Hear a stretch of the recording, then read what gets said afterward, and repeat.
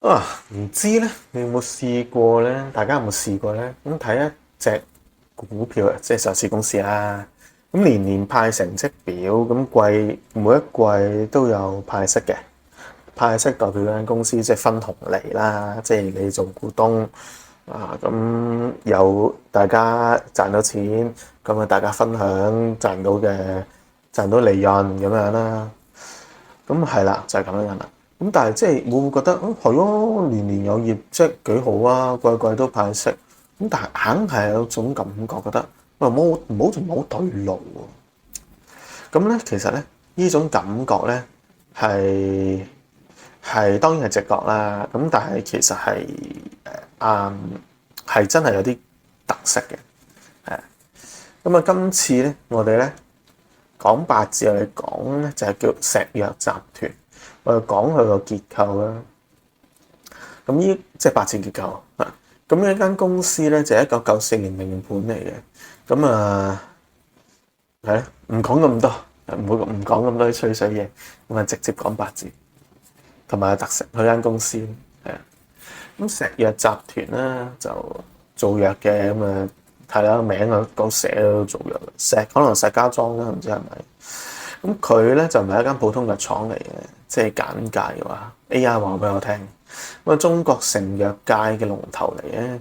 咁啊咩覆蓋神經系統、腫瘤、心血管等多種產品線嘅藥啦。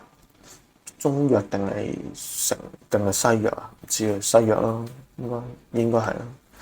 咁啊，2025年咧全年收入就260億咁人仔，咁啊股東佔到38.982億咁樣，好多嘅。不過佢係按年跌咗10%㗎啦。呢間公司，即係間公司佢嘅即係量化咧，就係我哋用實力股價代表佢實力，即係實力下跌咗10%㗎啦。咁都喺你唔經唔覺唔知嘅情況之下，佢唔係突然出事，但係其實佢出緊事。咁係咩事咧？咁我哋用八字去睇嘅話咧，就邏輯思維啦。94年6月21號上市，戊土日元嚟嘅。戊土日元嚟嘅，係啦，戊土日元。咁啊喺5月，即係火旺嘅時候出生啦，年干就係戌啦，壬午戌火局啊，哇勁啊，係咪？火旺即係印重啦，印受成，呢個係一個格局嚟嘅啦，印格。火旺無勞印，土旺無勞火生噶嘛，即係火太重啊，格局為火，即係代表住極大量嘅 supporting 與支持。即係食正政策嘅紅利咁樣啦。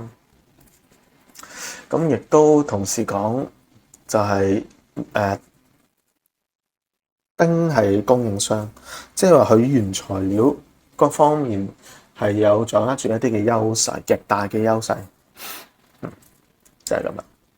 咁原局即係話印比極重啦。呢個八字即係印。就係頭先講啦，原材料咧印比你可以講係同行，亦都可以講客戶，點都係多嘅。咁多人紛爭，多人爭咁樣啦。即係其實如果咁多人爭，咁應該利潤唔多喎，係咪？係啦。咁呢個八字咧，咁我哋再去深層去睇其他事咧，就係嗱甲木係啦，甲木透出。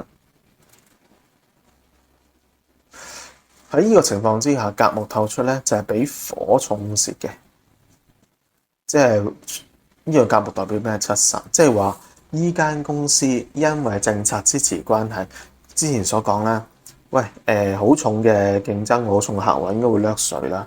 會唔會係一個困難壓力啊？唔係啊，冇困難嘅。呢間公司好重嘅 supporting 之下，根本就唔怕你嘅。咁當然啦，呢種情況再加有好有唔好啦，就係唔怕，即係冇乜困難啦。咁但係另外就係地位唔係咁容易啦。咁面臨唔係即係變上去好似浮浮沉沉嘅 feel 咯，係嘛？咁所以冇挑戰，冇係啦，冇挑戰，有支撐，咁即係話唔使成功啦，不思進取都可以。呢個就係呢間公司嘅特色啦。咁所以咧，呢間公司去到2009年就開始入某神運。入某神運之前就係火都重啦。係啦，某神就係剛才入某神，咁之前即係火都重啦，就係剛才所講嘅情景啦。咁而家入某神有個好嘅情景啦，好情況。呢個八字頭先都講啦，火重啊嘛，政策過度嘅支持啊，所以最需要係咩啊？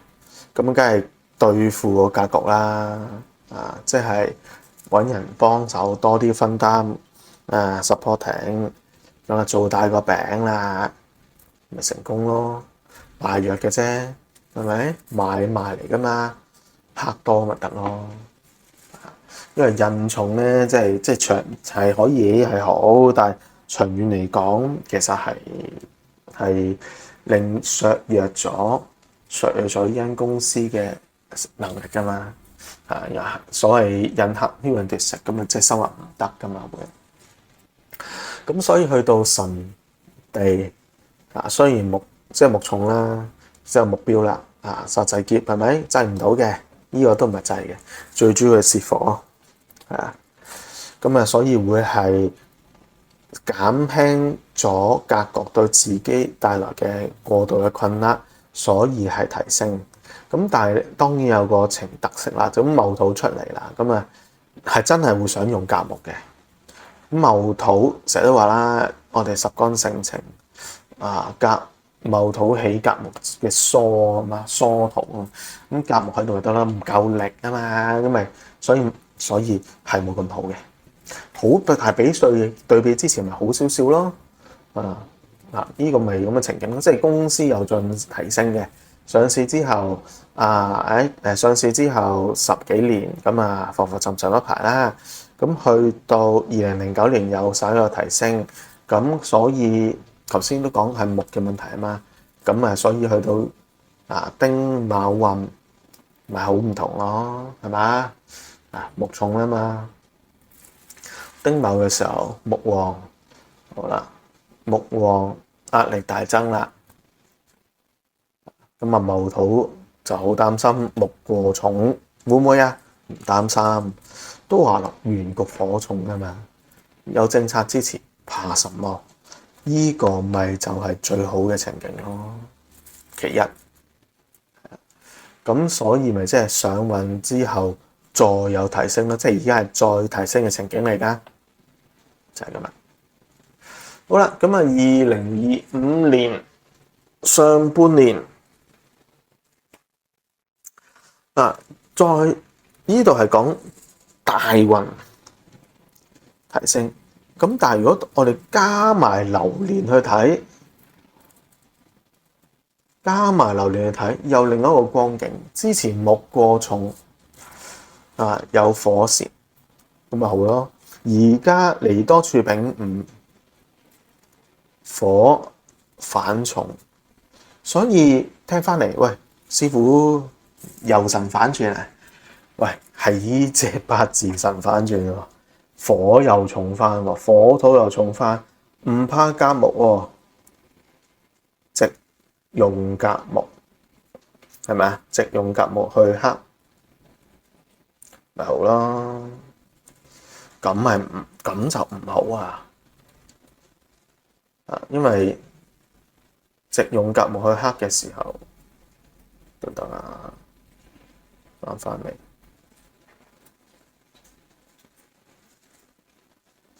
直用甲木去克，喂，咁啲咁重嘅火喺度做緊咩啊？係咪？做緊咩？咪泄火，咪泄木咯，咁咪大鑊咯。所以2025年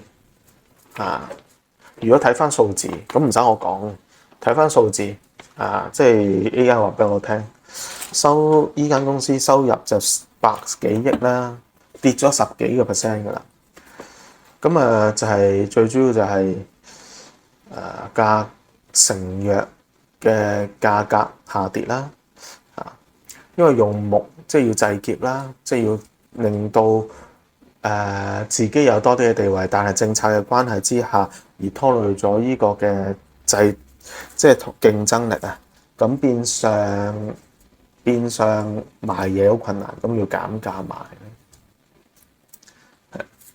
但係同一時間咧，咁當然咧收入係 OK 嘅，政策支持啊嘛，即係玩 spec 啊嘛，咁玩 spec 嘅授權收入啊，咁呢啲都係多嘅，即係做啱方向。咁樣就代表咩咧？咪即係呢個木製行呢個方向咪啱咯？純賣藥就冇掂咯，因為解決唔到咯，即係唔玩得零售，要玩即係制度啊，係啊。咁所以喺2025年玩制度係可以嘅，但係受拖累之下係即係你會見到佢有成績，但係其實未做到最好嘅時候咯。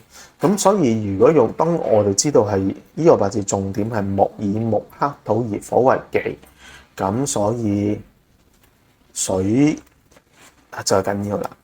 用木用煞就起財生，用呢個八字火炎土燥起水嘅滋潤，即係調後為急。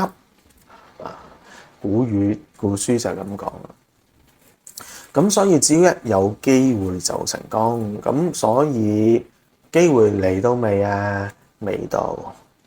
咁喺2026年4月咧，有個消息出咗嚟，就話咩啊？就叫 HB1901啊，注射用嘅西羅莫斯用於晚期惡性嘅咩㗎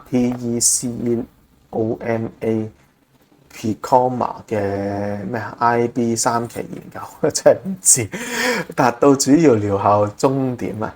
咁啊用嚟就係總之治療用㗎啦，靜脈注射用嘅一啲嘅藥啦。但你哋講開始有呢隻咁嘅嘢出嚟研究咋，係啊，咁但係即係未有結果啦。咁即係但係話俾你聽啊，咦又有講過有呢樣嘢，咁即係話俾你聽，咦會有啲嘢嚟緊，將來會有出喎，即係有新東西喎。咁啊爭在幾時出嚟有貢獻？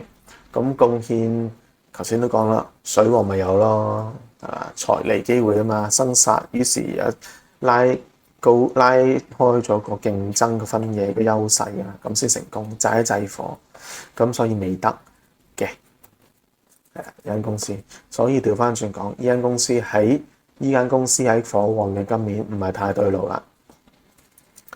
所以今次咧，咁暫時到呢度啦。咁亦都要重申就係話，其實我哋用術數去研究嘅就係睇翻呢間公司嘅格局啦。咁呢度亦都話到俾你聽，就係話所謂劫印化進，用翻財官係咪好咧？咁用 OK 嘅，咁財喺邊度先至係重點啦。所以其實可以唔係話劫印化進嘅，直接講財破印咪好咯，冇財啊嘛個八字，去到呢度。